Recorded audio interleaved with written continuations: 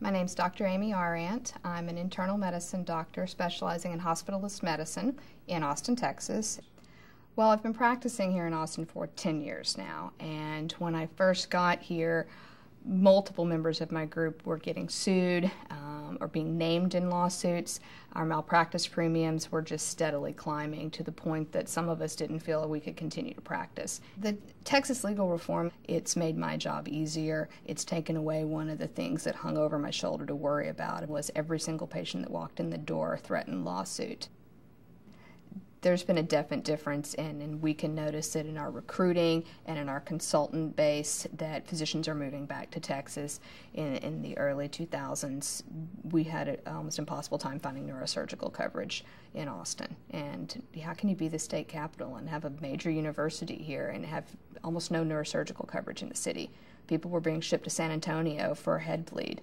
You don't need to be shipped an hour away when you have bleeding in your head because there's no neurosurgeon that happens to be practicing in the city because they were driven out of business by malpractice and premiums.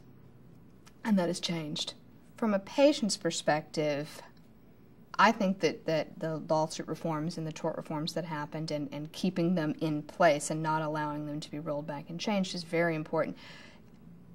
Somebody has to bear the burden of those extra healthcare dollars that I spend ordering tests to protect myself. And that payment and that cost gets transmitted to the consumer. Stuff's not free. Somebody pays for it.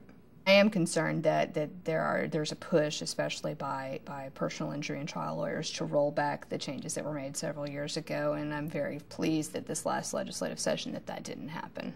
If it did happen, it would drastically change the way I feel about continuing to practice medicine. Now I think the fairness of the legal system has shifted the right direction.